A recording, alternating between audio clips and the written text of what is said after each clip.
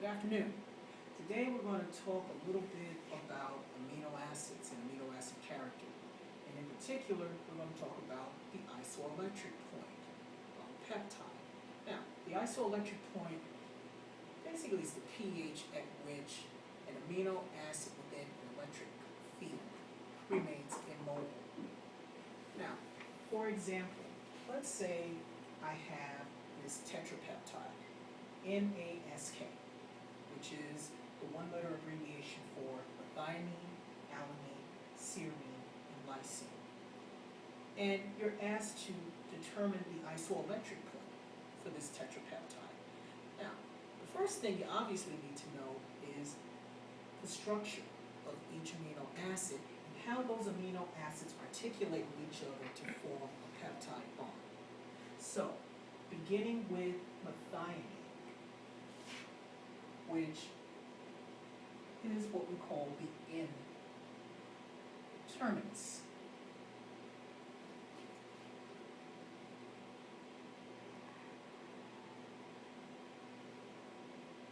Everything to the left of the dotted line represents methionine. Next amino acid up is alanine. So, again, we draw another dotted line to separate alanine from the other amino acids. Next is serine.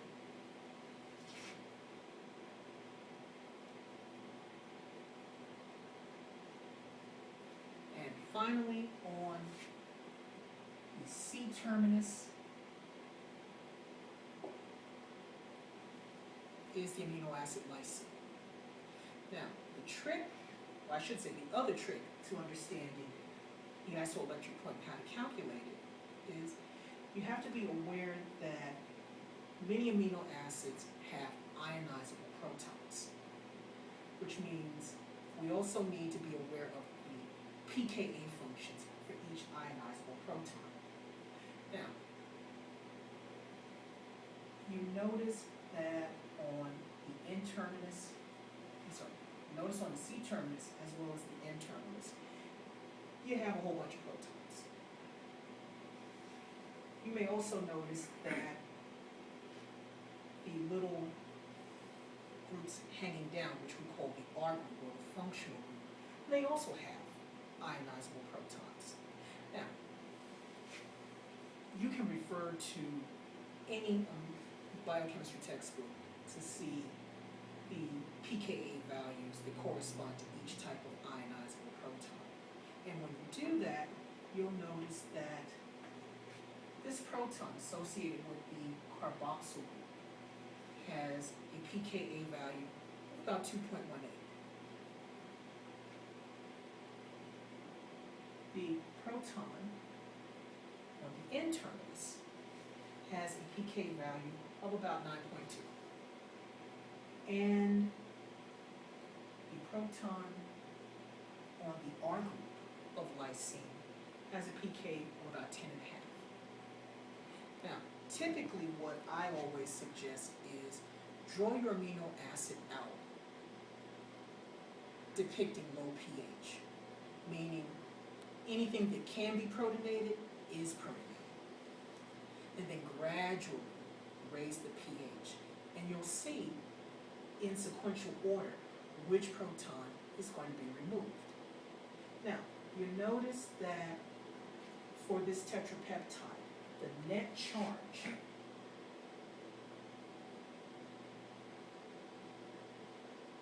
is a +2. Notice you have a plus charge here and a plus here. So +2. Now, if I'm in the low pH range and I begin to raise the pH, as I raise the pH, I'm going to begin to remove protons. The first proton that's going to be removed will be this proton on the C terminus. It's part of the carboxyl. And when that proton is removed, it's replaced with a negative charge. Now, at this point, the net charge on our tetrapeptide is no longer +2, but +1. So, you look at the remaining protons and their corresponding pKa values to see which proton is going to be removed next as we continue to raise the pH. And when you do that, you notice that the next proton being removed will be off the N-terminus.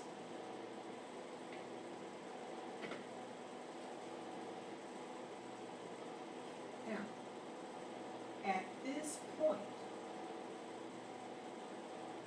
the net charge appears to be 0, but you have to remember that amino acids, like all weak acids, exist in equilibrium between their protonated and deprotonated form. So it's very tempting to say that the isoelectric point for this tetrapeptide will correspond to the removal of the internal peptide, which was about 9.2. However, at 9.2, this peptide is in equilibrium with its protonated form. So you actually have to go to the next pK value, which is going to be at about 10.5. Now, the true isoelectric point is going to be somewhere between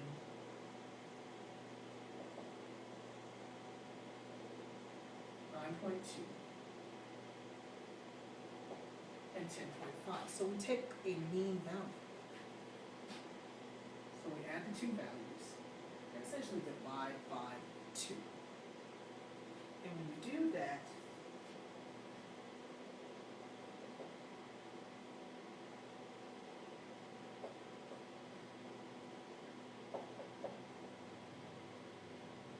you see that the pK value is roughly about 9.85. Or rather, I'm sorry, the isoelectric point is about 9.85. This means that for this particular tetrapeptide, at a pH of approximately 9.85, that tetrapeptide will remain immobile if you place it within an electric field. The next thing we want to talk about is peptide sequencing. And a peptide is just a whole bunch of amino acids that are strung together via a peptide bond. So I guess you could say it's a type of polymer. Now, why do you want to determine the peptide sequence? Peptides can be very small or very large, and in order to work with them, it's often necessary to, if you will, chop them down a little bit into smaller pieces that are easier to work with. Now, the easiest way to do that is to first digest or treat your peptide with a series of peptidases. Now, peptidases generally are enzymatic. They are proteins essentially chopping up proteins. Although you do have some chemical agents that are very potent at breaking up a peptide. I have a pentapeptide in this case, methionine, alanine, arginine, tyrosine, and serine. Now, normally in a laboratory, you'll employ a whole bunch of different cleaving methods. And in this case, we're going to try 3. We're going to try cyanogen bromide, trypsin, and chymotrypsin. Cyanogen bromide is chemical. Trypsin, chymotrypsin are enzymatic. They're actually enzymes that are derived from the pancreas. The key is to understand where these agents actually will cleave within the peptide. Now, in the case of cyanogen bromide.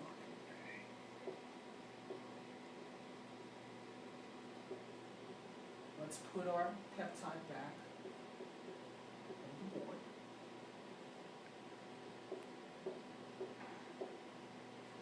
Cyanogen bromide is extremely specific.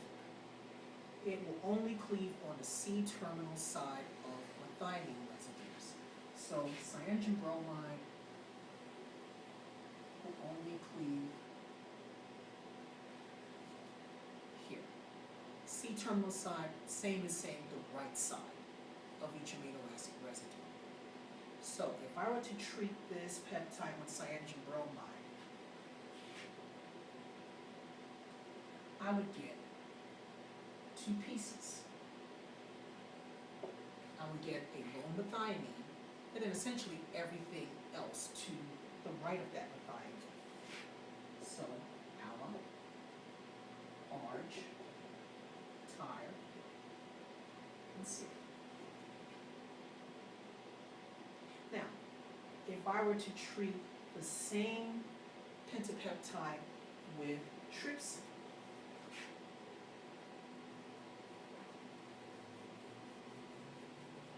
you don't have to do it, but it's usually a good idea to just go ahead and rewrite your peptide over again. Trypsin, in this case, will cleave on the C-terminal side of basic or alkaline amino acids. And in this case, it will cleave on the C-terminal side of arginine. So cleavage with trypsin will again give me two smaller fragments, met, alum, arg, and then tire. Let's see. The last one is chymotrypsin.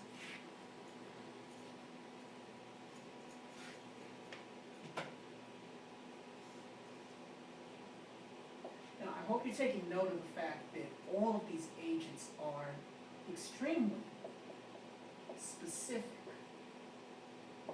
And that's good. You want agents that are specific so that you get a much better profile for your sequencing.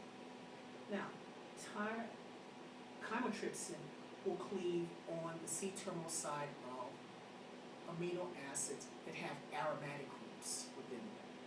That would be tyrosine.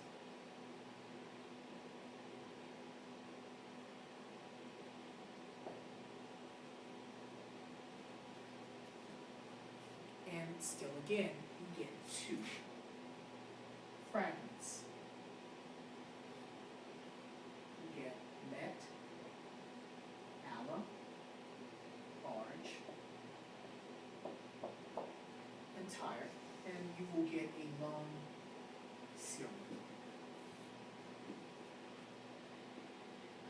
If you use the right cleaving agents in the right capacity, you'll have a much easier time sequencing even larger peptides. I hope you've enjoyed our little discussion on amino acids and peptides. Thank you for joining us. See you again soon.